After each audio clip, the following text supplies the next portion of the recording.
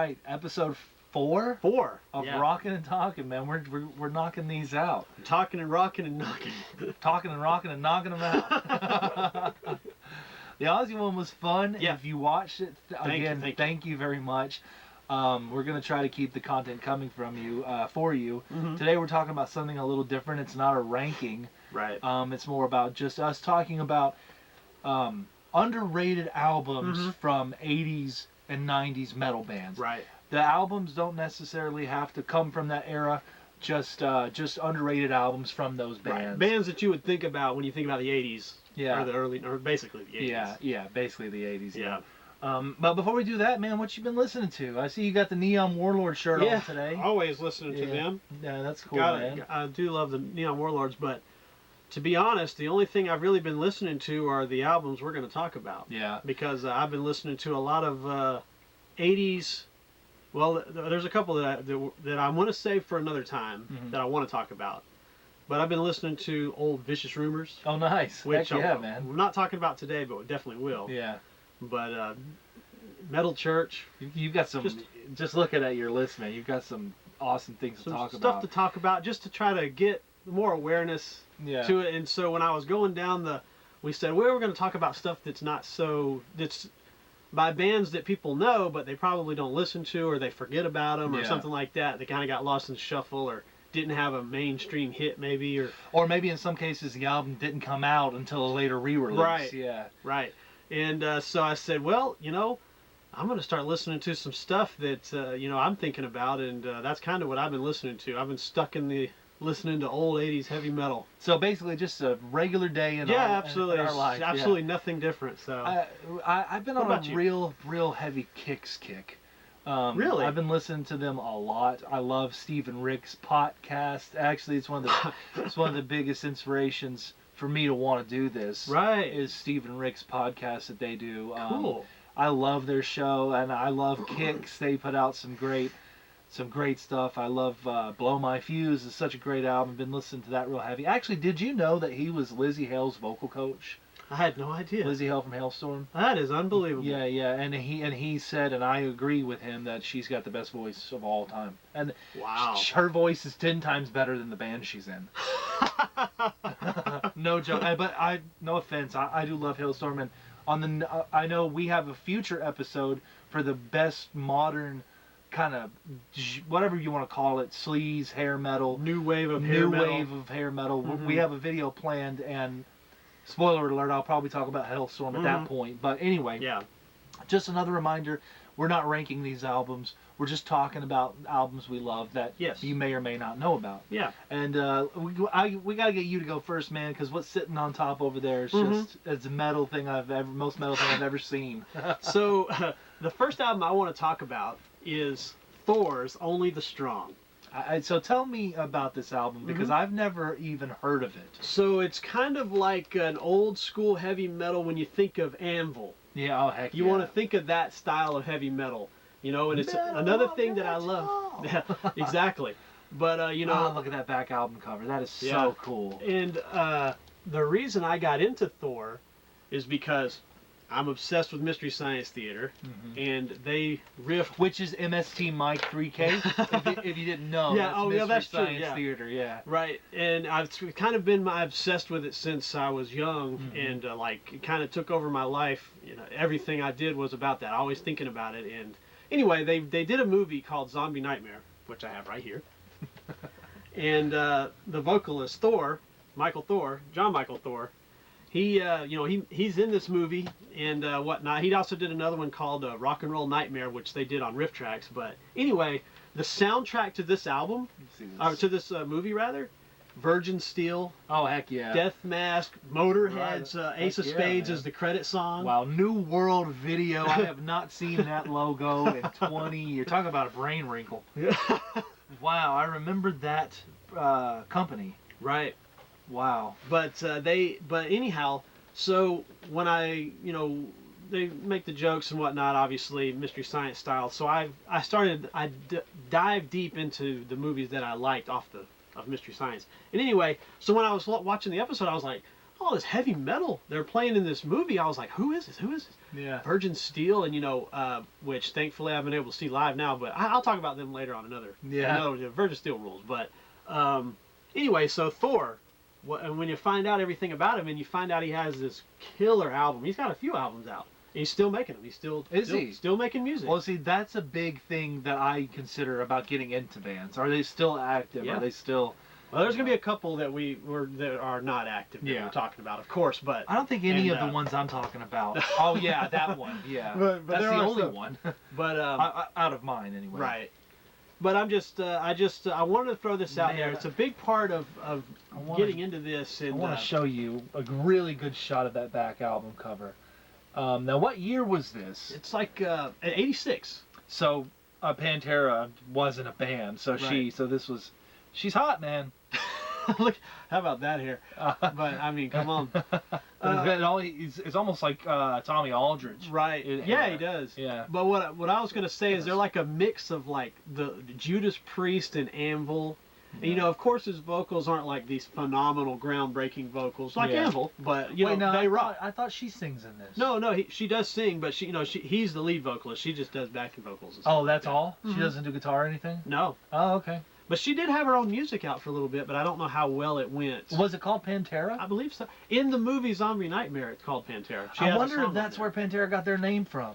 No, I thought I saw a video I know once. It's the name of a car, too, so it... I thought I saw a video once where the drummer was talking about some dude from high school said the name Pantera. You should call your band Pantera because it means something in Latin or something, and they took it from that. Nice. I remember seeing that somewhere. Right on. I always thought it was because of the car. Maybe it is. Yeah. Maybe that's what it is. I don't know. I could be wrong. But anyway, Let the Blood Run Red is the song I want everyone to check out. Let the Blood Run Red. I mean, and another great thing about this, and I don't want to take up too much time, but actually, I want to say one thing about the back cover. I just want you guys to know that it says, "Beware the fury of the Ice Viking."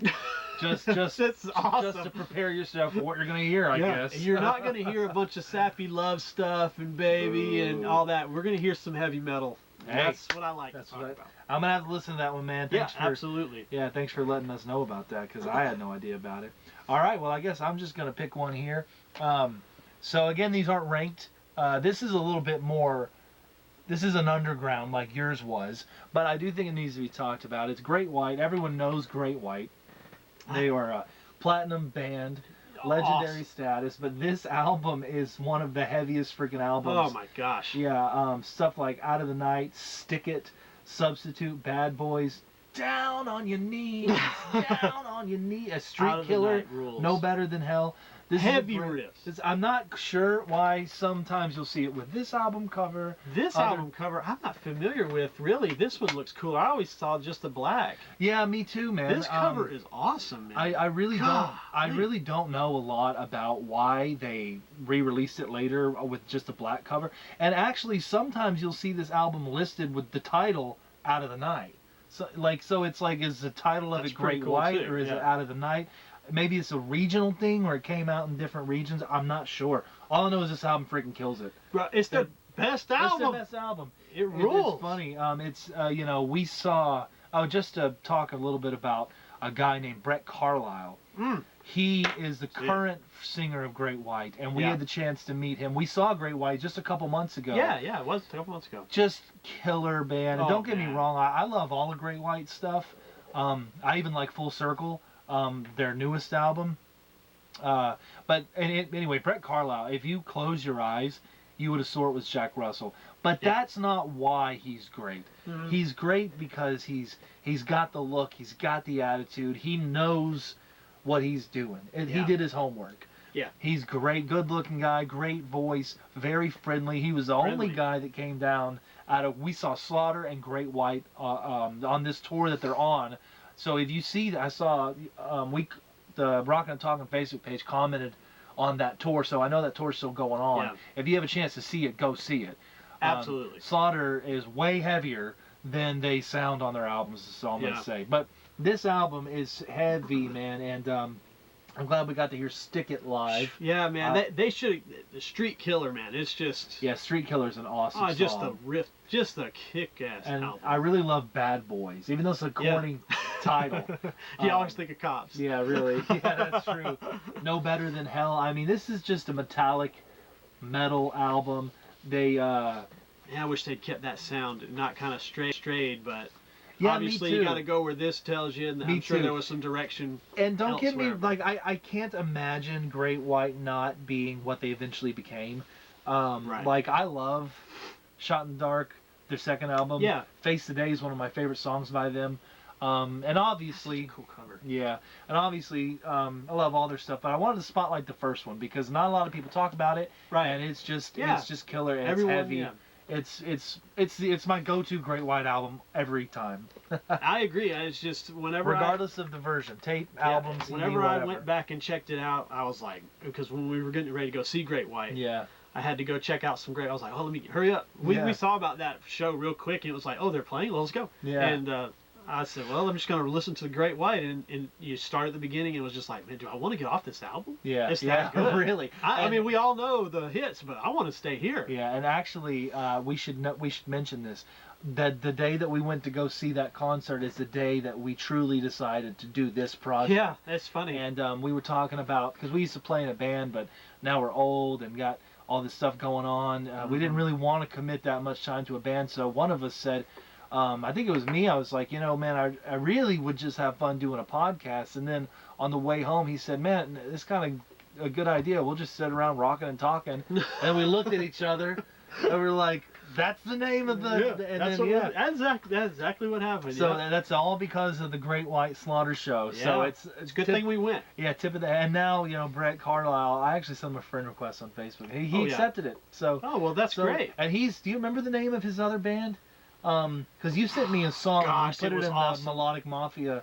Really bothers me that I don't, but it was great. Yeah, off the top of my head, I can't think of. Look him up. Yeah. And just and follow him on social media. Oh yeah, Brett Carlisle. He's really cool. He's dude. awesome. Super nice guy. He's gonna be. I really hope. He's hinted that they're gonna do a record with him. I've heard he's doing some shows with George Lynch. And him and the singer from XYZ, help me out. Terry Eloise or something like that. They're doing. He was in Great White too. Is that right? Yeah. He did 2 records with them. He did. Wow. He did. Oh, that's right. Did he do the ones on Frontiers? Yeah, he did Full Circle. That's right. And the one that came out right before that. Oh, Elation. Ah, yeah. Yes. So they're doing shows playing Talkken. Together. Terry, Brett Carlisle, George Lynch doing Talkken. I believe so. Yeah. That's a weird. So 2 Great White singers and a Lynch Mob guitarist doing Talkken. All right. But I would go see that if I could. I hope. Oh yeah, me too. I'm gonna have to scan into that and see if it's coming near the home base here. Well, if it is, we're going. It would be an awesome show. And he lives in Alabama, so it could be coming around here. His voice is very power metal. Yeah, he's got a great voice. Yeah. But his other band is more of a power metal type of band. And yeah. But anyway, what's your next one? We spent a lot of time on Great White. Yeah, no. Brett Carlisle. Yeah, check him up. out. Yeah. Yes, for sure. My next one is kind of a 2-album and done band, and they only had 1 good album. Okay. And that's the reason why I want to talk about them, because it gets forgotten. Yeah. Everyone's saying, but it's got so many awesome songs on it. Mm-hmm. It's Lethal. Yep. And it's the album Programmed. So the reason I want to talk about it is it's like a mixture of Queensryche, Fates Warning, and Crimson Glory. Heck yeah. I mean, you got the soaring vocals and this progressive power heavy metal. It's very different for the time. You know what I mean? And this album came out kind of late. Look at that, 1990 on Metal Blade. I would not have expected that. That looks like an 83 Yeah, cover. I would say it looks early 80s. Yeah. And it even kind of sounds like it, just based on even the better. production. And so when I first heard it, I was like, oh my gosh, it kind of gave me chills. Yeah. And it was, I don't even remember how I first heard it, but it was a long, long time ago. And I bought this album, and I forgot about it. Now, who plays on this album? Anybody that I would know? Nobody of note. Because again, I've never listened to. I think I listened to this last night as you were sending it to me. But other than that, nobody of note really is on this album that has gone on to do any other thing. God, I wish bands still look like this. They just look cool. But They really do look cool. And this is Metal Blade Records right in the early 90s, late 80s. Oh my gosh. So it is awesome stuff. And it is killer. It's like a Queensryche album that didn't come Rage for Order in Warning era Queensryche, and it is awesome. So I would say check it out. Fire Under Your Skin, check it out. It's very proggy. It's metal. Hell yeah, man. It's really cool. Another great album cover, man. I know. I'm loving your picks, man. I love those kind of artwork.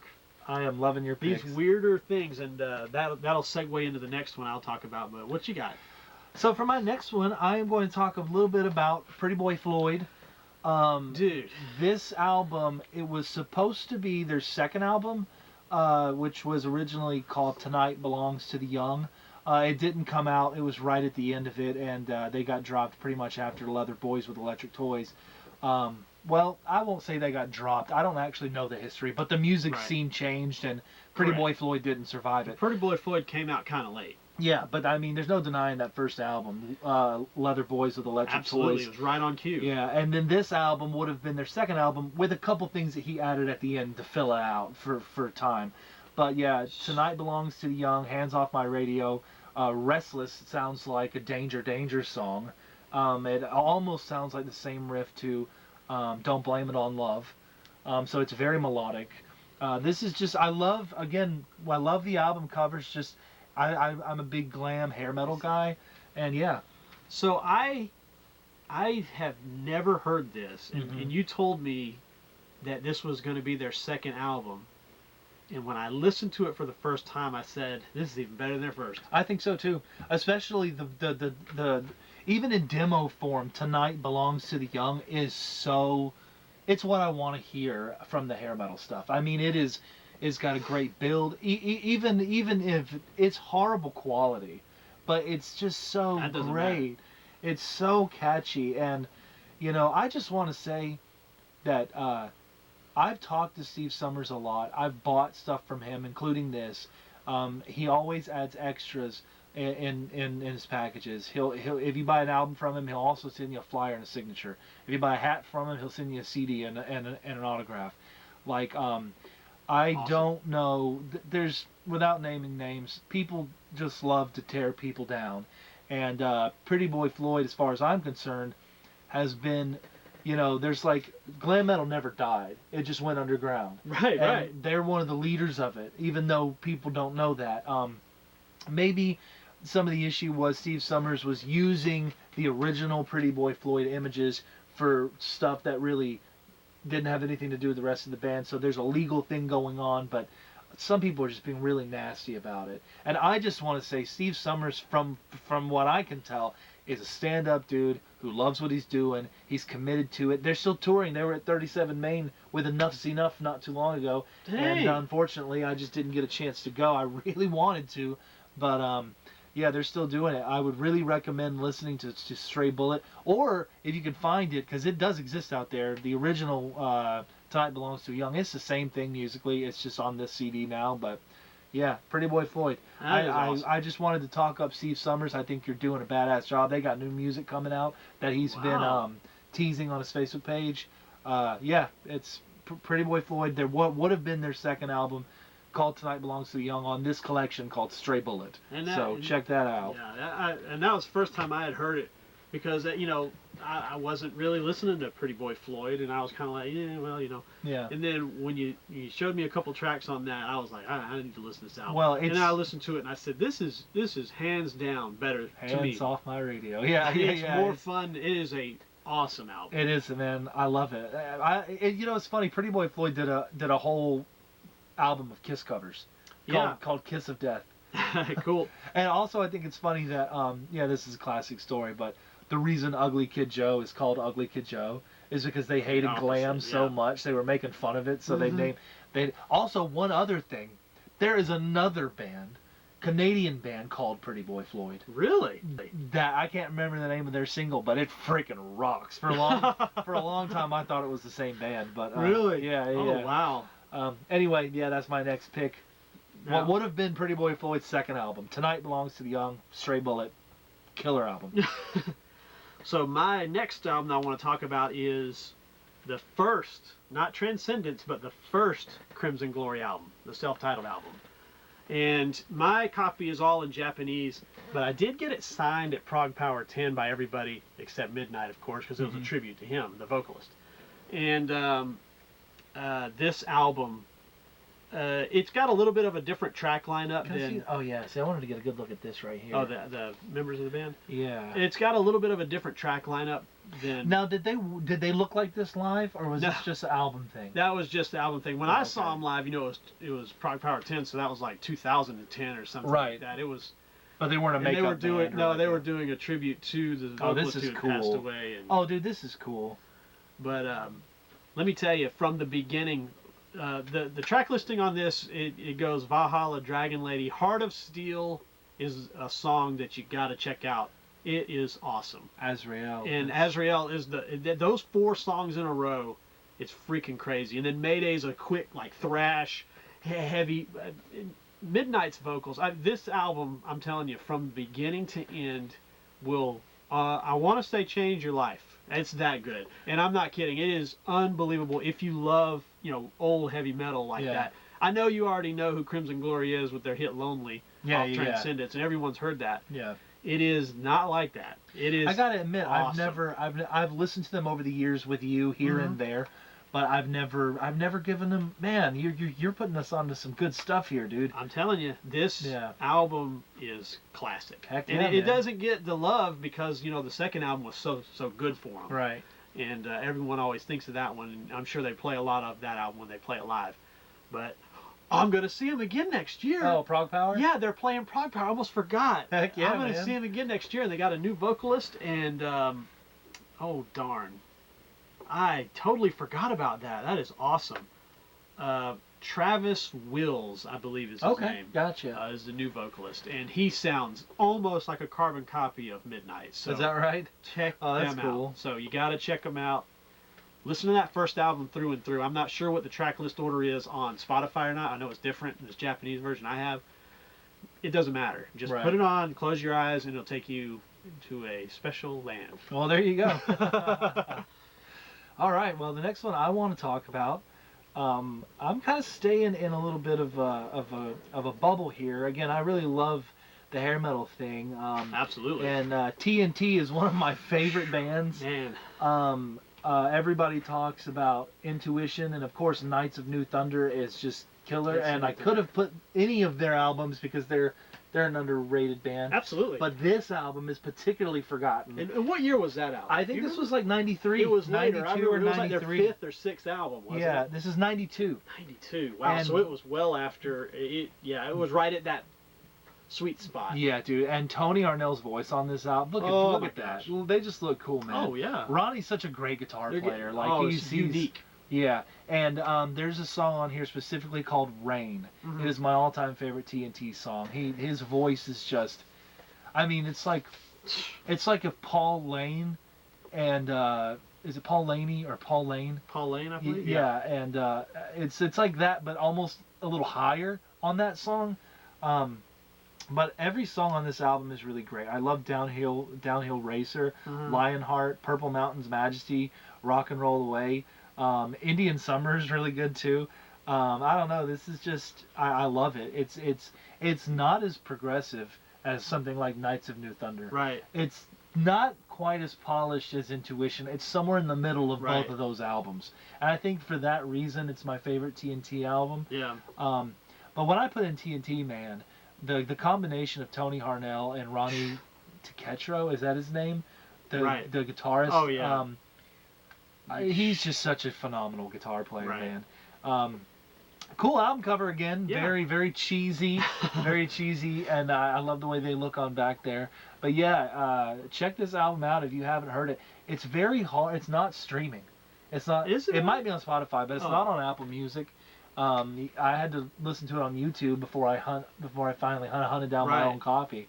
But I think didn't Tony Harnell sing for Skid Row for a second there? He did. Yeah, what an odd combination that was. But if he could, even listening to Tony sing on like Tale No Tales when he was singing Everyone's a Star and stuff like that, it doesn't really sound like he fits too well with Skid. No. Something like 10,000 Lovers is just not. Well, his voice is so clean. And he's almost a power metal singer. He absolutely is. And his voice is awesome. Yeah, and not so crystal clear. His voice is great on this one, but he almost adds in like what you were saying with Dio. He almost adds in a grit and roughness to his voice. His voice is not that. I'm not too familiar with that album. I like his voice on this album better. I don't. I'm kind of going back and forth. I'm going to contradict myself. I'm not going to say that this album is better than Knights of New Thunder, but it definitely is more underrated. Absolutely. It's definitely more obscure, and we're spotlighting albums that could be forgotten. So, 1992, Realized Fantasies by TNT is an album. If you like hair metal and you like that melodic, metallic guitar with soaring vocals, you gotta listen to this album, specifically the song Rain. Tony Harnell, you can't beat him, though. Man. I grew up listening to him and Ted Pulley and Sonic the freaking Hedgehog. yeah. Absolutely. And Johnny Gioeli? Yes, for sure. Man, talk hardline. I could have put any of their albums in this list. I'm gonna talk about him later, but I don't actually have one of his albums, but I have something related to him, but I want to talk about because he's awesome. Yeah. But, Sweet. Well, what you got next, man? What was I thinking? I was thinking, one of my wife's favorite albums, and I was talking to her about what we were going to do, and I had 2 albums by this band. I should have brought the other one in here too, that I was going to talk about, but I'm going to talk about Leatherwolf. Oh, heck yeah. I mean, it was a sweet name. Classic band, talk about that. Yeah. So I'm talking about Leatherwolf, and this is their first album, and this album, Street Ready, is what I have. And my wife said do this album because it's her favorite Leatherwolf album. Oh, nice. Which is, and look how cool they look on the back there. Oh, yeah. And I'll definitely talk about them. Nah, man, classic right there. That's awesome. I love that. But this is like, 89, yeah, I believe. Something like that, yeah. Now, this is the first album that you've picked that I'm familiar with. Oh, okay. This is like... it didn't quite. They had one hit off of it, I believe, "Hideaway." Yeah. Of all things, right? Hey, you know what? That song rules. But my wife's favorite song is "Thunder." Really? That's a good one. The chorus is so catchy and whatnot. But she really digs this album, and it's cool when you get in the car, her car, and she's actually listening to this kind of stuff. When usually she's listening to Adam Lambert or something like that. Lambert. So, whatever his name is. Yeah. I don't know. But it's something like that. But you know what I'm talking about. But then she's listening to stuff like, of all bands, Leatherwolf. So now, this isn't the album I have by them. You have their first album. Yeah, with the black and red cover. Yeah. That was the other one I should have brought that one in here with me, but I didn't to show off. I think that this is just... To me, this is how a rock band should look. I think they look great. Right. How photogenic are they? Look at the singer. I mean, that's just that's just a cool back cover. But if you listen to, and you can listen to any song off this album, but check out Street Ready. Street Ready's good. Yeah. And Thunder is really Thunder, good. And that's the track, that I want to say for sure. And then, of course, you can listen to Hideaway to hear what got them big. Bigger. They didn't get big, but they got big enough. But I saw them live once, but Wade Black was singing with them, and he's awesome, too. Yeah. He also sang with Crimson Glory at one point. But so I want to throw out Leatherwolf. Nice. I want everyone to remember and go back and check them out. They're still around. Street Ready and Thunder. Yeah. They're still playing music. So nice. They're still going around. All right, well, I got one. This is kind of a legendary underground album. I'm going to go with...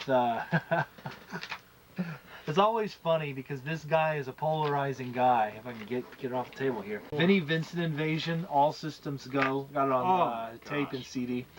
For a long time, this was one of my favorite glam albums. We got Dana Strum, who was on the first Vinnie Vincent Invasion album, but they replaced Robert Fleischman, I think is his name, with Mark Slaughter. I might have gotten Robert's last name wrong, but yeah. However, the songs are awesome. Fantastic. Ashes to Ashes to Ashes, Dirty Rhythm, Love Kills was on Friday. Nightmare on Elm Street 4. Mm-hmm. Or was it 3? Was it 4 or 3? No, 3 was Dream Warriors. Oh, that's right. That's right. So it was 4. 4 was Love Kills. Then Naughty Naughty. No. But that time of year, you just said it. Yeah. One of my favorite songs of the whole. That song is so great. Yeah. I even love Heavy Pettin'. I mean, obviously, let's get a good look at this, okay? Like this zoom is in on Vinny. I know, right? I really don't want to use any sort of platform to talk negative about anybody. Vinny did more than I've ever done in music, and no one can take that away from him. Right. But actually, when we went to go see Slaughter and Great White, this is the records that we had in our albums that we had in our pocket in case we met Dana and Mark. But I would later watch interviews with them that people do that and they always roll their eyes because I guess Vinny was just really terrible to them. Is that right? And I'm not going to get into it, but it's documented. Yeah, he was. I would hear like, Vinny never wanted Mark as the singer for Vinnie Vincent Invasion. He hated, for whatever reason, he hated Mark's voice. And he would come up to him after a show. Mark's feeling good. He's just sang in front of 20,000 people. And Vinny would say, "You sounded like shit tonight. If you sound like that again tomorrow, you're out of a job." And he would just torture him, And so when they see this album, they've got such bad... But this is... Vinnie Vincent was kind of a flake. And he wouldn't do stuff the record company wanted him to do. He wouldn't go and promote the albums. He wouldn't do interviews, but Mark Slaughter would, and he would be happy. Right. So the label was like, "Bro, let's just drop Vinny, and let's keep Dana and Mark, and let's form Slaughter, who then Kiss would take out on tour." Right. So like it all comes back to Kiss for me, but that doesn't take away from the fact that this album is a standalone album. A lot of people say the first album, Boys Are Gonna Rock, is better than this.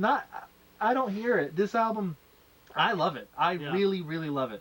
Got great guitar solos. Even though we said in our Kiss video he's not the best player, but this is a great album. Yeah. But it's not so much because of the solos, because of the freaking songs. Yeah, absolutely. And because of Mark Slaughter's voice. I love Mark Slaughter's voice. But yeah, Heavy Pettin', that time of year. But I think the best tracks are at the opening, Ashes to Ashes, Dirty Rhythm, and Love Kills, along with That Time of Year and Heavy Pettin'. Make this album like almost a 10 out of 10 album to me. I gotta give it its props. Vinnie Vincent Invasion. I'm not a fan of the first Vinnie. I'm not a big fan of the first Vinnie Vincent Invasion album. Right. I never really like. Is it Robert? Is that? I don't even remember the name of the first singer. I want to say Robert Fleischman, but I might be wrong about that. Right. Maybe it's Bob something. I don't know. Anyway, I've never been a fan of that album, but I love this one. So my next one, All Systems Go by Vinnie Vincent Invasion. Definitely check it out, especially if you love Slaughter. Right. This basically is a Slaughter album. And we'll say we saw Slaughter recently, as we mentioned earlier, and he's still sounding pretty solid for his age. He's sounding good. He sounded a lot better than he had in more recent years. Yeah. I mean, and Slaughter, they... I love them. They don't really have an underrated album. Everyone knows Fear No Evil is killer. So I couldn't really put them on this list. But they're way, way heavier live than they are on their albums. Yeah, for sure. Like especially like Mad About You and that sort of stuff. Anyway, like I said, I didn't put them on this list, but I could have. But, maybe next time. Yeah. All right, then what you got next? So my next is a band that has changed their sound a bit recently, but this album right here is Axel Rudy Pell's Nasty Reputation with Rob Rock on vocals. And that's the main reason I want to talk about it, is because Rob Rock is one of my favorite singers of all time. And you got a VHS of him. I've got him all over the place. DVD of him live. But the voice of melodic metal, that is Rob Rock. He is so good to me. He's such a nice guy. And have you met him? Yeah, a couple times. That's awesome. And he was super cool. But this album is awesome. And I'm going to tell you, it's Axel Rudy Pell, and it's kind of a strange thing because his first albums, they're all like just driving, just rocking. And then he just kind of stopped doing that. He just started doing this like slower, melodic, like, more moody kind of stuff, which is great. Like AOR type stuff? stuff? more AORs. It wasn't just a straightforward, just drive and rock like this album. Yeah. He just kind of mellowed out, but he got Johnny Gioeli to sing, who's singing with him. He's been singing with him forever. Is that who sings on this album? No, this is Rob. Oh, that's right. You said that. Yeah, this is Rob, and then it was like Charlie Hahn on the first album, Rob on the second, and then he got Jeff Scott Soto for a short stint, and then Johnny Gioeli, and he's been with him since like 99 or 98. Oh, wow. He's been with him for a long time now, so he's not like the new singer or anything, but the thing is his music style changed, and it's like, I really love this old classic, like the first 4 Axl Rudy Pell albums. It's just rocks. Dude. Yeah. Check out the song "Wanted Man" on this album. It is awesome, and it's his best guitar Not to be solo. confused with the Rat song. Yeah, right. It's Axl's best guitar solo because he keeps it short and simple, that's kind of the weak point of any of his albums to me is his solos. But he does a great job on that song, and you can't beat Rob's voice, and I just think it's worth checking out. Any Axl Rudy Pell is a lot of fun. There you go. But staying on those the ones with Soto back, with Charlie Hahn or with Rob there, it just rocks. And not to say the Johnny Gioeli albums are a lot of fun. I got them all. I've got every album by Axl. Yeah. And I just love them. But then it started to get to a point where I was like, man, these kind of all are starting to sound the same. So, yeah. But when you go back and listen to these old ones, it doesn't even sound like the same band. But I have a few of his albums, but only because of when we were at Corey's and we found all those. He gave us all of those CDs and boxes. Mm-hmm. I got like 4 or 5 of Axl Rudy Pells, and the only reason was because you didn't take them because you already had them. Right. So that's the only reason I know them. But you're right; those are great killer albums. Killer. Man. It's heavy. And you can close your eyes and listen to them, and they're just relaxing. They're heavy. They're cool songwriting, and Johnny Gioeli is. Oh, he's the best. So let me ask you a question. I know Rob Rock is a Christian singer. Correct. Is that album? Does he keep that lyrical content? There's not really anything really nasty in Axl Rudy Pell that it would now, be like in Rob Rock solo stuff, could it be considered Christian rock like Stryper, or is it just he's a Christian who does rock? Well, he's been in a lot of Christian metal bands. He was in a band called Joshua, which was a Christian metal, and they're like AOR, but when I listen to him, I don't think that way, but I'm sure that there is. No, I think that's cool. I think that's awesome. I'm a Christian. I think that's absolutely, cool. But I don't ever think of that when I listen to his solo albums or anything like that. But I'm sure there are messages there that are religious, but I don't pick up on it. It just rocks to me. And he was on the first 2 Avantasia albums, which have religious undertones as well. Hey. Eric Martin was on one of those albums. Eric Singer played the drums on the second one. Golly, man. Can you believe that? Yeah, Eric Martin. Eric Singer's just everywhere. Oh, speaking of, it was confirmed that Kiss might have new music coming out. I heard. So what do you think about that? Oh my gosh, I heard. I'm so glad that they're playing and they're sounding good. Yeah, me too. I probably couldn't afford to go to one of their shows if they ever did like an intimate show that looked very scaled down and intimate and kind of a stripped down Kiss. Yeah, it looked awesome. And it was just like a lot more. I told you last night, I said they repeated history in '98 or whatever by putting the makeup on. What if they repeat it again by taking it back off? Hey, Kiss has never played by any rules. That's true.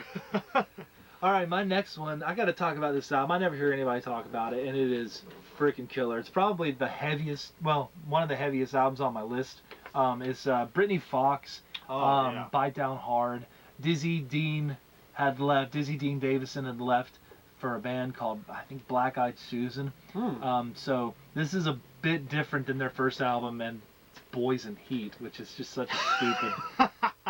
They got a singer named Tommy Paris. Bro, this guy's voice. I mean, it's incredible. He's better than Dizzy to me. Yeah, vocally. Well, he's not trying to be Tom Kiefer, who Dizzy, I believe, really was trying to be. But this album, I mean, it starts off with 6 Guns Loaded. Right. But the standout track here, Louder. How freaking awesome is that song? This album shocked me. It gave me a whole new perspective on Britney Fox. It's very good. When we first met, I remember showing you this song, Louder, and you were like, I remember like when we first met and we came over to your place and we were jamming, playing music and whatnot. It was Lillian Axe, Britney Fox, something else you showed me, but I can't recall. Dirty Penny was one. Yeah, something like that for sure. Yeah. Dirty Penny was a good band. Yeah. It sucks that they don't exist anymore. Maybe Veins of Jenny. Veins of Jenny. Yeah. That's that early, along with Crack. Like I first became aware of a new thing happening with this genre with Veins of Jenna, and that's only because of Bam Margera from Jackass. He had a record label, and he put Veins of Jenna. That's the only reason Veins of Jenna's Lit Up, Let Down got released in CD stores in America. Wow. And I opened, it was like a Hit Parader or something, some metal magazine, and this is probably around 2005, 6, and it had Veins of Jenna, and they looked like Guns N' Roses meets Pretty Boy Floyd. And I was like, what is this? And then I went and actually found it in stores. We're getting off track. I don't remember why we were talking about that, but Veins of Jenna rocked, Dirty Penny rocked, Brittany Fox fucking rocks. And this album specifically, you'll just put it on. I love the album cover, but you won't skip an entire track on this album. Now here's and Doro's drummer is great on this album. Yeah. I mean, this is just a great album. But Louder specifically, I think is great. Johnny D is Doro. Yeah, from Doro. It's still got Billy Childs, who is pretty much the most consistent member in Brittany Fox. Right. And I love all of Brittany Fox's stuff. I know Tommy Paris actually just put out a release, but it's not in this vein. He doesn't sound the same. He's still got a good voice, but he's not doing this anymore. Well, he plays guitar as well, and he's in a band with Tim Owens. It's a power metal is band. it? Yeah, it's called the Leviathan Project. Tommy Parrots? Yeah, I did not know that. The vocalist for this album is a guitar player in a Tim Owens power metal band called the Leviathan Project. Wow, I did not know that. Yeah. I know, of course, we saw Tim Owens, which was a good show on the Metal Madness or whatever. And that show is what led us to making a band. Yep, it was you, me, and Corey all met at that show after years of not playing, and we decided we were going to become a band, and we did some fun stuff in that band. Yeah, we did a lot. We achieved most of our goals in life on that, so that was fun. Yeah.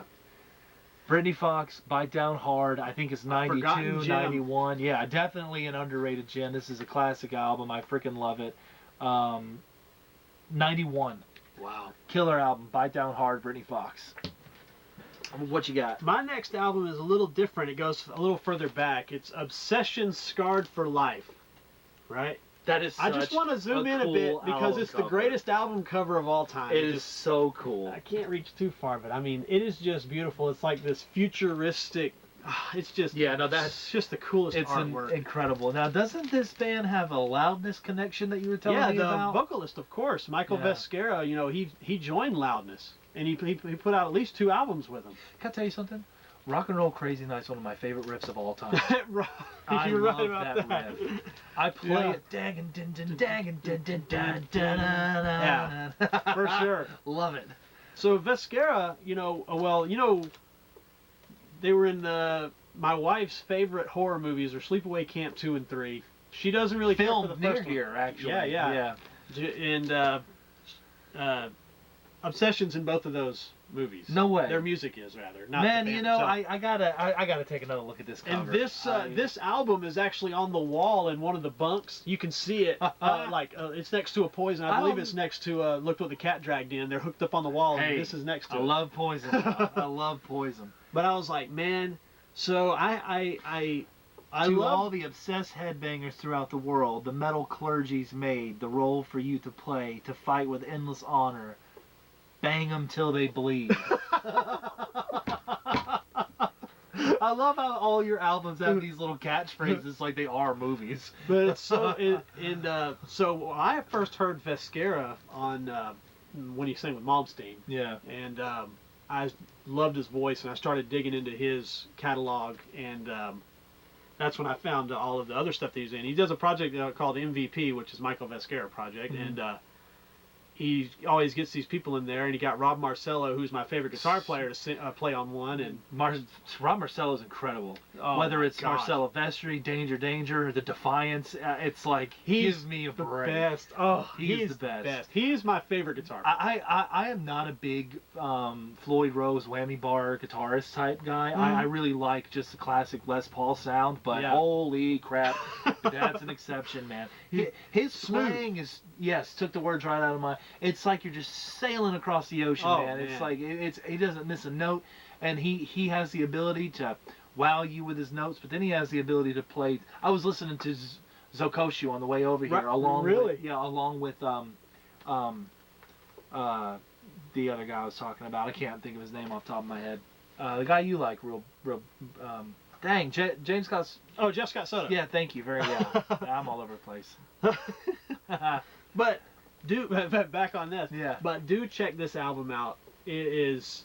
So you'll be scarred for life. I'm telling you. There you go. Awesome. I'm not gonna sound like a poser. I've never listened to this. I will be listening to it tonight. That just most beautiful album cover. Someone please make some more shirts of this. Michael Vescara, put some shirts out on your site. I can kind of see a similarity between this and Crimson Glory, to be honest. Yeah, absolutely, and especially their Transcendence albums. It's got that lady in space and whatnot. So this is, and it's just a great album, classic heavy metal. All right, well, my next one, I know me and you bond a lot over this album. The only reason, to what I understand, you didn't put it on your list is because you knew I was going to put it on my list. Absolutely, I already know.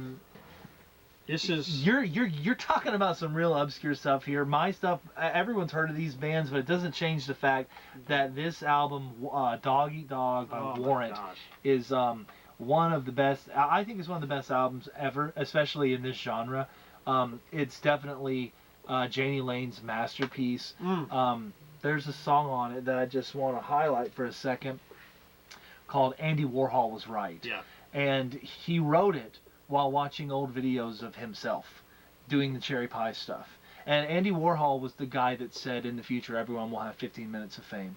So he's watching himself, and the lyrics say, "Alone in the darkness watching you on my TV, why did God make you so famous when he only spit on me? I want to bathe in your light, I want to be on the news. If I take my life, it's nothing personal, just a boy and his toy gun crying for attention." So on one hand, you got a rich white rock star complaining, which I genuinely don't like. But on the other hand, you have a really good case of a tortured artist exposed on this album. And you can tell he's kind of coming to, even All My Bridges Are Burning. I really believe he was the friend he was describing. And, what Jimmy goes through money like a millionaire. Bill's piling all around like he doesn't care. If you keep him high, he'll be your friend too, or something like that. I've always thought that Janie's writing about himself, being aware of his addictions, but that's not even the best song on the album to me. Is Quicksand. Quicksand is one of the, I would have given anything to have written that song. I love it. Everything that I love about this genre is in that song. It's got the drama. It's got the musicianship, it's got the build, it's got the voice, it's got the emotion. Right. One funny story about this album, I saw them live. They played Wild Bill's in Duluth. I don't think that place exists anymore, but they played there a lot. And I got to the point where I had seen them 4 or 5 times. So I actually saw them like the week or so after Janie died. And it saddens me to say that they didn't really mention anything about him. And afterwards, they were doing a meet and greet, and I wanted to get Dog Eat Dog signed by Eric Turner, Stephen Sweet, and all the other guys. And I was able to get a lot of them to sign it as it's kind of going down the row as they're all signing it. And I'm not meaning anything about Robert Mason. He was having a sidebar conversation. This is just a couple days after Janie died. And one guy would sign it, pass it to the next, he'd sign it, pass it to the next, and it got to Robert Mason, and Robert Mason was about to sign it. He really wasn't paying attention. Right. And I stopped him. And I said, but now I will say I had a copy of Rockaholic that I bought that I had him sign. Right. But I was like, this is Janie's, to me, masterpiece. And I didn't want Robert Mason's signature on it days after Janie died. Right. And actually, the very last thing that Janie did, crap! I shouldn't have even started talking about it because now I can't think of the name of it. But I've got the album. It also had Bobby Blotzer on drums and Robbie Crane on bass. It's like a supergroup type thing that's really great Saints, too. wasn't it? Yeah, Saints something. Yeah. Was it Saints of the Underground? I can't recall either. I remember the word Saints. I think it might have been Saints of the Underground. But anyway, it doesn't matter. Getting off track here. Like I'm doing this whole video, I'm finding myself getting off track. Rokken, talking. But Dog Eat Dog. Oh my gosh, it is a 10 out of 10. It really is. I remember we met someone at a concert and they told recently. It was at the Great White Show. Oh yeah, and he was like, "Oh, that album's horrible," and I was almost kicked him in the neck. Well, that's, to me, he's never heard it. Right. Look, Ultraphobic and I think people have this idea that the hair metal stuff in the 90s was bad. Right. And it sounded like he was just regurgitating a false opinion. I don't believe that if you like Cherry Pie, you're going to love this. And Cherry Pie, if it didn't have Cherry Pie on it, would be a 10 out of 10 album. Absolutely. That song drags that album down quite a bit for me, especially now. Right. When all the Cherry Pie, I would never hear that song again in my life and be happy. Well, I'm sure. And he would go on record saying, He hated it. He hated it. And in that interview that you're thinking of, where he said, I turned the album in. It was called Uncle Tom's Cabin. But the record label said, I don't have a Love in an Elevator here. I don't have a single. Yeah. So he wrote Cherry Pie, and then all of a sudden the record label changed the song, the title to Cherry Pie. Yeah. Everything was Cherry Pie. I mean, I'm hosting Cherry Pie eating contest. He said he could shoot himself in the fucking face for having written that song. Those were his words. And a lot of people do believe that even though it was an alcohol-related death, that he really did drink himself to death in that room. And it's a shame. Oh, Chris Laney, producer of Crash Diet, and also absolutely. a solo artist in his own right. Yeah, these were pretty He great. just created a project where he took unreleased Janie Lane songs like Private Blue World. He remastered them and even filled in some instruments. Really? And put it out as an album. Wow. Yeah, I'll have to I'll link it in the comments. But cool. yeah. Anyway, that's Warrant. Warrant, Dog Eat Dog. Standout track. There's really not. Best Warrant album, hands down. Maybe one of the best albums of the whole decade to me. Definitely. To me, the standout song is Quicksand. What's your standout song? I like Bridges Are Burning. Yeah, that's a great and song, I like too. April 2041.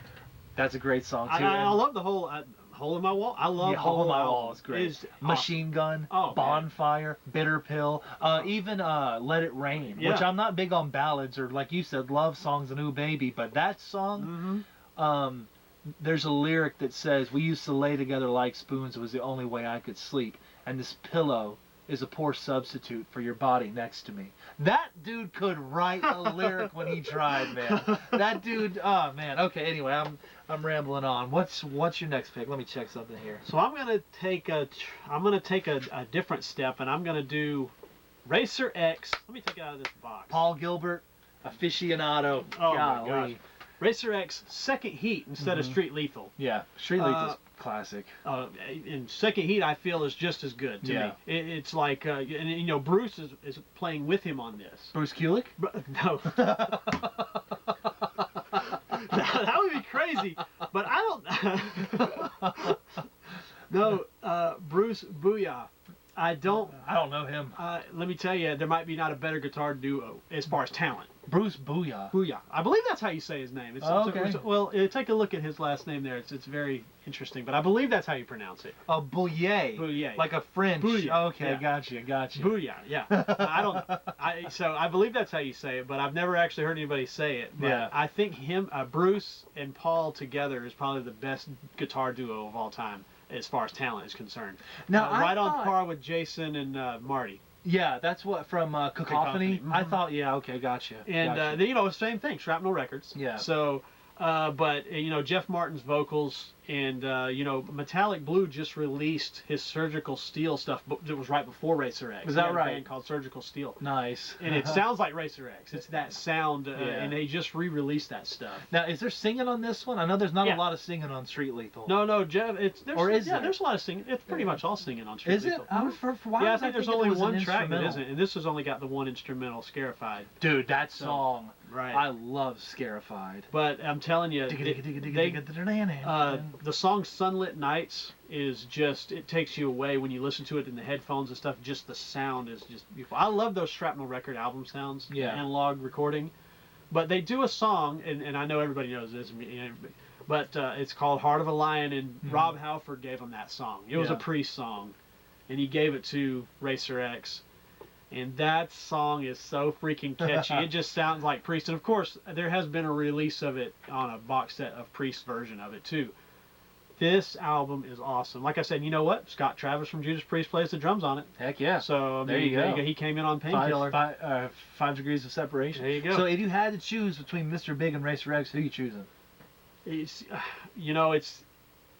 there's no similarities other than Paul Gilbert. I love the metal, the sheer heavy metal, and the soaring Jeff Martin vocals here. Mm-hmm.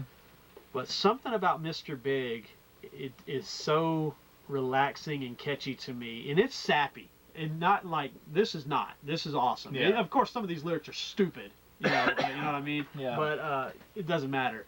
they're not talking about the same old stuff. But it's such a close one. I love Mr. Big so much, and I love Racer X. Yeah, me too. That I couldn't even compare the two to make a judgment. If I had to choose who I'd rather listen to right now, I'm going to say Racer X because they're fresh on my brain. Right. But, yeah. You know what? Maybe on the next time I'll talk about a Mr. Big album that's not so. I would love to go through a Mr. Big album. Mr. Big is awesome. They're one of my favorite bands of all time, and I regret us not going to that show in January. Well, we should have gone to that. I'll tell you what. We both have seen Eric Martin. Yeah, I saw Eric. I got to sing with Eric Martin. Man. Let me tell you, he actually complimented me on my voice, and you know what was funny? I saw him at an acoustic tour, and I was like one of 15 people there, and I'm singing every song, and we're at a venue, 37 Main, that kind of echoes, so I'm singing, and anyway, he gets done with the show, he's doing the meet and greet, and I go up to him. I had a few drinks, and I started singing the chorus to, at the time, their most recent album had a song on it called 1992. Mm-hmm. Started with a girl that I once knew, put her in a song with some greens and blues, and then from that point on, Eric sang with me, and we finished the rest of that chorus together. Wow! Sitting at the merch booth, and he said, "Man, thank you for buying that album," and he actually said, "Can we take a second and talk about your voice?" And I was just like, man, Michael, I hate you for not being here right now. Because this is one of those things that, like, if you had been there and seen that, like, it was a moment. And then he hit on my wife at the time. Literally did. I was like, he's drunk, it's fine. Whatever. He's Eric Martin. I saw Eric with our buddy Aaron. Yeah. And we were doing the same thing. We were the only. Everyone else was sitting down at tables, and we were standing there front of the stage, singing along to every song. Yeah. And he was super nice when we met him and everything. Yeah, he's a great guy. Cool. He's cool. Eric Martin rules, man, for sure. All right, so my next album, we're going to talk about a little band that's I don't hear a lot of people talk about at all. Tiger Tails. Wow. I'm not too familiar with them, so you have to school me on this one. I mean, they're almost more of a dirty glam than Pretty Boy Floyd. I mean, like, look at these guys. Good Lord. Yeah, they are as glam as it gets. I don't know if you can. I mean, they don't sound very glam from what I've heard. They almost pretty heavy. They almost make Poison look like men. I mean, to be honest with you. Good Lord, I can't read this. Yeah, it's very small writing. What year is this, man? Oh God, 87, 88, something like that. I might be wrong about that. Hey, this looks like it's saying 90. Yeah, 90. Okay, gotcha. Oh my gosh. But as far as the musical content, though, it's really great. I hate the name of the song, but Six Sex has got a really great, just driving heavy riff on it. Mm-hmm. I mean, great performances all the way around from all of these guys. You've got Jay Pepper on bass and on guitar, and you've got Pepsi Tate who passed away unfortunately. But they're actually still active. They're still putting out stuff. Wow. But I would really recommend I Can Fight Dirty Too. That's Who Needs a Lover When I'm Looking at You. I Can Fight Dirty Too. Love Bomb Baby is a great song. Pretty much every song. Noise Level Critical has a great like rhythm section on it that you don't really hear a lot of in this genre. I remember when I put it in, I was like, wow, this sounds like it's the beginning of a Camelot album. And then all of a sudden it went into this heavy, dirty riff. Yeah. It didn't sound like Camelot at all then, but just the intro was very like... Yeah. There's parts of it, like on Love Bomb Baby, where they do that whole like radio intro type thing. Yeah. Like, it's all 1-800 Tiger Tails or whatever. Yeah. Reckless Love would do something like that for their song On the Radio. Cool. On, Animal Attraction. Yeah. But anyway, to me, this is a little bit better than, I think their first album was Young and Crazy or Young and Reckless or something like that. But this album is just heavy to me. It's got a great sound to it. Listen to Noise Level Critical. Listen to Six Sex. I Can Fight Dirty Too. If you like this genre, you will dig this. You will headbang to it. I mean, and the singer has got a grit to him, like you were talking about with Dio. He's not as good as Dio as a singer, right? But you got to have that little bit of distortion in your voice, grit, I guess you can say. Just a little bit in your voice. Yeah. And really cool cover. This is just an album I had to own because I I'm not gonna lie and tell you that I knew that this album existed in 1995 because I didn't. This is an album that I discovered later. Yeah. Love Bomb Baby. I saw the video to that, and I was like, "This is glam." You know, lady, you're a love bomb, baby. Love bomb, baby. Come on, blow me away. I mean, it's catchy. It's fun. Yeah. You can't take it too seriously, though. Right. Otherwise, you might not be able to listen to it. None of this you better take too seriously. Yeah. I don't know. You got some killer stuff over there. But yeah, Berserk, Tiger Tales, 1990, really killer album. You should check it out. Wow, man. All right, what you got? So now my next album is a little more cleaner than anything else I've been talking about. This is my favorite album on your list. You put me onto this album earlier this year. Yeah, Time to Burn by Giant. Yeah. Is their second album, and it came out in the early '90s. God, look at that, it's cool. And it is a clean. They're not hair metal. Right. They are more AOR. Yeah, they're more AOR rock and whatnot. But it is just so catchy through and through.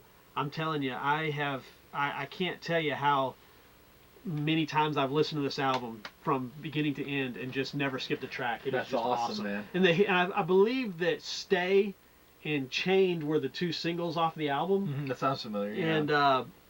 And but I'm gonna tell you, you got to listen to the song "Save Me Tonight." Right on. That song is awesome. That's a great song. Very melodic. Yeah, and very Dan catchy. Huff's guitar playing and vocals. Now, they're world class. The dude's awesome. And you know, he's like this really rich, famous music producer now. He does like famous country and pop artists. Is that right? Rap. No, I didn't know that. He's like in the whole biz, man. He's like making serious loot. So he's kind of like Danish Drum. He's almost more influential behind the scenes than... Correct. Yeah, I got you. But he went on to do like, people that are big in America, like, popular vocalists and rappers and stuff now. He's not even in the rock scene as much. Wow. Go figure. He's making some serious cashola. Yeah. But Dan is a good for him, phenomenal guitar player and fantastic vocalist. The whole band is so good, tight. The album from beginning to end, Time to Burn, I say. Time to Burn. Right, awesome, man. Giant. Heck Very good stuff. All right, my next one. I'm going to talk about a band that I never hear anybody say anything about, and they are one of the best bands of the 80s to me, Dangerous Toys. Oh. Now, they got 3 albums in a row. The first album, the second album, Hellacious Acres, which is this one, and then Pissed, which is the third one. Right. And they are heavy. Man, Jason McMaster is the singer. Yeah. Who was actually in a power metal progressive band, I think, called Prophet. With Ted? No. Damn it, I can't think of the name of his really big progressive band. I'll look it up. I have to look into that. He's got an incredible voice, man. He's got an incredible voice. And this album, think Guns N' Roses, L.A. Guns, that kind of a thing, but to me better, because I'm not a big fan of Guns N' Roses. It's got a little bit of a heavier sound to it. This is just a great album. Gunfighter, Gimme No Lips, Sticks and Stones, Sugar Leather and the Nail, Angel in You, and then for some reason they have a cover of Feel Like Making Love. I could go without that, but Dangerous Toys is just one of those bands that their first, they kind of add a comedy element.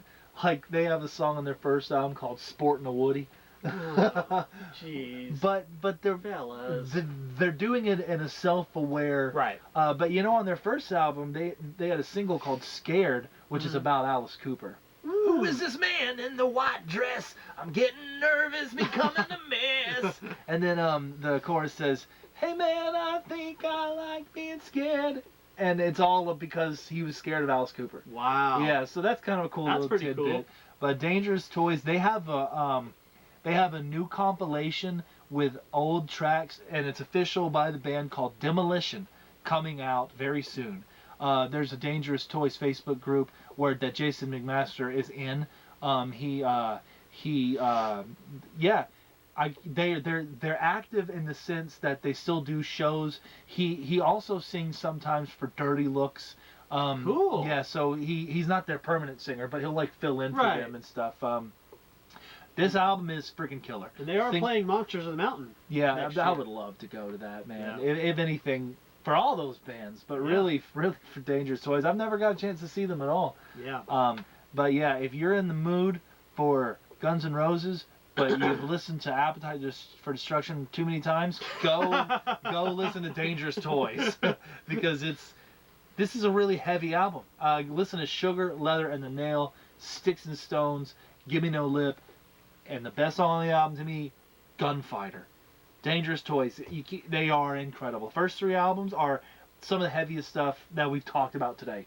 Well, maybe not. Well, heavy in a different way. Right. Like it's more like the bite down hard Britney Fox type of heavy. Yeah. But anyway, great album, Dangerous Toys. So my next I'm sorry. About that. My next album that I'm going to talk about is, as you've said it to me, probably the candidate for the worst band name in the history of bands. Yeah. But music-wise, Pink Cream 69's One Size Fits All here. And I brought in a couple of their albums. That is a killer album. It rules. Dude. I've been listening to it all week, especially the song "Do You Like It Like That." Do you like it like that? Yeah, this band rules, man. I was lucky enough to see them live. Nice. Prog Power, and they're just one of those bands where I was big into Halloween. Okay. And then I found out Andy Dearest sang for. Oh, I didn't know there was a Halloween connection. Yeah, this is the first couple albums, Andy from Halloween sings for Pink Cream. Huh. He's on this album. That's him. That's the guy from Halloween. Mm-hmm. Dude, I did not know that. Yeah, and so I'm a huge Halloween fan, and this was a long time ago, and I found out about Pink Cream, so I went back and got all their albums. Pink Cream. I know. And so, the first 3 albums Andy's on. And then they got David Reedman, which I love even more than Andy Dearest now. But anyway, not to stray away from these albums right here with Andy are awesome. Pink Cream 69 is just a German band that is fantastic through and through. You cannot go wrong with their first 2 albums. Can you maybe give us some insight as to what their band name, why? I haven't the slightest idea. I swear. I don't know why they chose that band name. Maybe it's a running joke with them. Who knows? I can't see it being anything other than sexual. Well, I'm sure, yeah. But, which is strange because their music is so, it doesn't feel that way to me. It just especially rocks, not that album. The song Stray Kid, which is a kind of a down there in the track list, is one of my favorite songs of all time. It just rules. And then on this one they have a song that's down in the list. It didn't. Their big hit was One Step into Paradise, but there's a song called Hit the Bottom Row. Well, big for them. Big for them. Big overseas. We'll put it that way. Big overseas. Yeah. Hit the Bottom Row, though, that's a song off their first album that just is freaking amazing. Mm-hmm. But, I mean, like you said, Do You Like It Like That? Hell's Gone Crazy. Ballerina is cool, too, actually. Yeah. Signs of Danger. Walking Out of Heaven. I mean, every song is awesome on One Size Fits All. Now, I'm nowhere near as familiar. I just started. Now, I've heard you talk about this band for 15 years, or however long we've known each other, since 2013. Yeah. Right. And I just never. Their band name was just like I couldn't take it seriously. I know. But then, in preparation for this video, I listened to this album, and you're not lying, dude. That album is almost like a heavy Danger. Yeah, it is in a way, yeah. And the Dennis Ward, who's the main songwriter and bass player with them, he was. Everything he's a part of is awesome. Man. Place Vendome, Unisonic, and then Chimera. He sings on. Oh man, he's just a fantastic vocalist and music producer.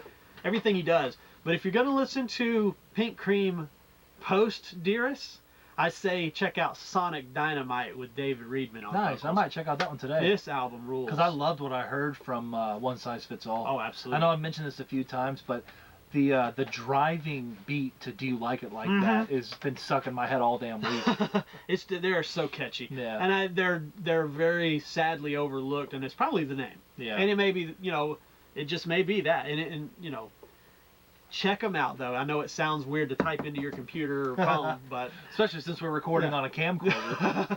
I'd say check out Pink Cream. We're going to take you back to the past. Yeah, for real. Seriously. All right, cool, man. That's great pick. Yep. My next pick, this is not an album from the 80s, but it's an album from an 80s band that I believe is really overlooked. The band is called Vane, and they are consistent. They have they put out 2 or 3 records since then, including one this year. Really? Yeah, but this album specifically, I'm obsessed with this album cover. I just think it's really, really cool. It's simple, but I just love it. Yeah, there's really, I don't know why I love it so much. Maybe because the obvious. I don't know. But no, this has got, Vane has a unique voice. He could almost have been an emo singer. Really? Yeah, are you familiar with his voice? Not too much. It's got a very unique tone to it that has allowed him to sound the same. So this album sounds a lot like No Respect, like the first Vane album. When did their first album come out? I'm not too familiar with the band. I want to say it was like 87 or 88. Oh, really? Yeah, it was early.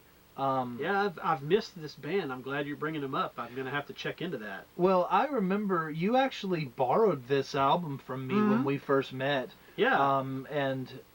So their first album was 89. Oh, wow. Yeah. So they were right on the end of And it. this one was 2011. Oh, wow. Yeah, but I love this album. Greener is freaking awesome. I love the song Cindy. My favorite song is the title track, Enough Rope. Gonna give you enough rope and you hang yourself, that's true. Yeah, they put out a record this year called Disintegrate Together, and they put out one after this called Rolling with the Punches. Wow. Really great, consistent band. They always do like the Monsters of Rock cruises. Right. So they stay pretty they're active. still doing stuff. Yeah, That's great. definitely. And his voice sounds just as good. Triple X, Hot Stage Lights, Stray Kitten Burns, Cindy. It's got a unique sound to it. You can't. I don't even know if you could call it metal. It's. I don't even know how to describe it. It's a very unique band. But this album, with the cover and the name and the consistency of Davey Vane, he's been the main guy throughout the whole. 1995, they have an album called Fade that's really phenomenal too. But anyway, Vane all the way around. I would listen to all of their stuff, but this is my favorite Vane album. Awesome. And you never hear anybody talk about this album. I mean, sometimes you'll hear people talk about No Respect, but I never see this album talked about. It was released and forgotten, and it's got tape here because I used to have it taped up on my wall. Oh. Because I used to love the album cover so much. I don't think there's ever been a vinyl release of this, but I would buy it if there was. Wow. But yeah, that's my one I just wanted to talk about. Listen to Vane, Enough Rope. I will do that. Yeah. I will definitely do that. You've heard it before. Yeah. It's been years, but I will definitely get on that because that sounds pretty good. yeah. Oh man. My last one that I want to talk Yes. about today is an album that I don't think it's streaming. No, much, it's not. I but can't find it. It's the first Phantom Blue album. And let me tell you, Shrapnel Records again. And it's a female band, heavy metal. And it's off Shrapnel. We're talking about real heavy metal. I just wanted to. I came off side here for a second to show you. So I've been wanting to buy Phantom Blue forever. Yes. I gotta look them up on YouTube to hear them. But they're one of those bands that's like you gotta pay $100 because they were only released once. Right. And there's only 500 of them out there. Yeah. So underground tape trading. Yeah. Hopefully this doesn't get us in trouble for piracy. But underground tape trading still exists because he was nice enough to take his old school tape player. Record it the way you would back in the 80s, and so now finally I have a copy of one of the most underrated bands of the entire decade. I'll let you take it from there. Absolutely. That you couldn't have said it better there. Gigi's voice is maybe, and I know you mentioned Lizzie Hill earlier being one of the best voices. Yeah. This young lady's voice great, here, man. She's great. her voice might be the best in metal for females, in my opinion. Yeah. I mean, it is on this album is just, it's got that sound, and her voice has got that perfect bit of distortion. Yeah. It's like, oh my gosh. And it's a shame that they didn't get bigger. It is so a shame. There's only 2 albums. And that second album I like more than this one. It is awesome. But even though this is a great album too, it's just, but they have a song on their second album called "Time to Run."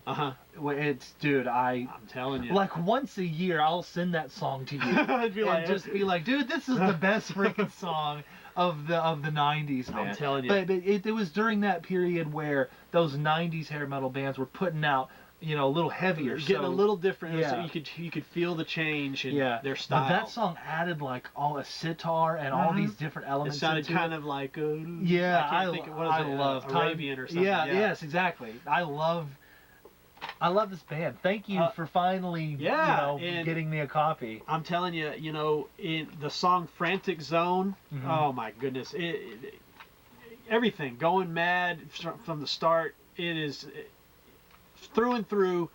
There's only one complaint. What's that? It's too short. It's too short. 30 minutes long. It's only 30 minutes long. It's too short. It is so good that but before you know it, it's over and you're sad because you got to play it again and it's like you're listening to it for the first time again. That's how good this album is. I'm telling you. I can't boast it up enough for a band that doesn't exist anymore. Yeah. Well, some of the members have passed away at this point, I believe right? Michelle Norm is the guitar player. She's the one who passed away. Yeah. God, she was a great guitar player. A while ago too. It's been this is by far the most talented, and I hate saying female fronted. Dude, metal is metal. I don't care if you're male or female, trans. I don't care. But some metal bands that are female exist just because they're female. Yes. This is not one of those bands. These ladies didn't chalk up the pulling the shirt down, and I'm not. No, they didn't do all that dumb stuff. They just came out and they played some heavy metal, and it was like right on par. And there's a reason they're on Shrapnel, because these ladies could freaking play. A lot of your albums are Shrapnel. They're Shrapnel because they are Racer X quality. Their talent is the talent of Jason Becker and for sure and Marty Friedman and Paul and all them. These ladies, it was just such a shame they only put out 2 albums. It really breaks my heart. Yeah, man, because they should have been. They should have been a huge freaking draw. I love this. If they were to get together and do something, I don't mind. Oh, it's one of those ones. It's old school strap. Yeah. So, but it is just it's a solid. And if you haven't listened to it, I think you're going to have to go on possibly YouTube to listen to it. Thanks to Cacophony. There you go. They're on the same level. Yeah. Speaking of speaking of the Shredder guys that you were just talking about. Yeah, there you go. Yeah, wow, man. I bet you they toured together. Oh my gosh. I bet you they did. And it was freaking awesome. I bet you they did. Oh man. Man, thank you for getting me a copy of this. Absolutely. That's freaking awesome. So if you're gonna, I say this go is like, on YouTube and check it out. If you didn't put this on your list, just like Doggy Dog for me, this was going on one of our lists. Oh, absolutely. If you didn't put it on, I would have put it on mine. The reason I'm putting this one first is because there is absolutely, it is a must. It is mine, and these aren't in any order. Yeah, we didn't rank these. But this is just, it's number 1 to me. Awesome. It's a number 1 of a band that needed to be bigger. Well, I kind of got the opposite as my last one. Again, we didn't rank them. It's not my number 1. But this is one of the biggest bands of all time that I'm about to talk about. Right. But this album, to me, CD long box, if you remember those, for like the 3 years they were put out, and the cassette. I actually own more. I have it on vinyl too, and another copy, not in the long box on CD. I thought I saw you had a big poster. Yeah, I should have brought that. It's a Capitol Records advertising poster. This to me, Poison's 4th album, Native Tongue, is so freaking great. I listened to this album. This is one of the first albums that I ever owned in my life. One of the first albums I ever bought with my own money, and one of the first albums that I remember learning every single word to every single song to. So I would just listen to it, rewind, and listen to it again, over and over again. There's a song called "The Scream," which is after the intro of Native Tongue. It goes into the scream, and of course we should say Richie Kotzen is on this album. Oh man, it's phenomenal. Yeah, another one of those guitar players. It's funny because CC DeVille is one of my biggest influences, like up there with Ace. But this is my favorite Poison album, so it's weird. But this is not the same type of record that we've been talking about. And it's obviously Poison. You already know that. But there's just a vibe. There's a swagger. There's a feel to this album that I love. Some of these songs sounds like old school Smoky Bar jukebox type songs, and some of them sound heavy as hell. It doesn't sound like Poison, that's for sure. No, it doesn't. There's some. I think their best work is on this. 7 Days Over You, Ain't That the Truth, Strike Up the Band, Blind Faith. You never, not the Warrant song, but Until You Suffer Some is such a great ballad. Bring It Home is probably the heaviest song on the album. I don't know why. What year is that album? I want to say this is '93. Wow. Brett was so ripped in that photograph. 93. Yeah, I know. Jeez, it kind of makes you wonder if it's a little airbrushed because it's too perfection, too chiseled. I listened to one. This is not an album this is one of my favorite albums of all time, and it's weird because it's not an album. I don't think that you could put on this album for just anybody and they would dig it. Yeah. I just got a lot of nostalgia for it, I think. And it's just, I've probably heard this album more times than maybe any other album in my entire life. Was there any singles off that album? Stand was a single. Oh, was it? Yeah, it was. 7 Days Over You was a single, but, it didn't. It didn't pick up. Nah, it didn't. Stand was, I don't like that song. It's the only song on the album that I don't really like. It's like, white guilt type of thing. Like, lies and money become the white man's god. Literally, those are the lyrics. It's got like a choir in the back. You got to stand for what you believe in. Like that part gets a little corny to me. I don't like Stand. It's on the greatest hits, so it was a hit. But other than that, I mean, I just love Native Tongue, and I wanted an excuse to talk about it. I think this is a killer album. Obviously, overlooked. It's very overlooked, man, and they're not trying to be anything than what they are. 7 Days Over You, Ain't That the Truth, Strike Up the Band. Right, I'm trying to just let you have one song, but they're all freaking great. But if I had to say, if you really want to rock out, listen to Stand and listen to Bring It Home. But this is just one of my favorite albums ever. Native Tongue by Poison. Wow. Well. Yeah, there you go. There you go. Hopefully, there was a couple albums on there that you'll revisit or visit for the first time, maybe. Yeah. And I know some of mine were a little bit on the more commercial side, but I'm not.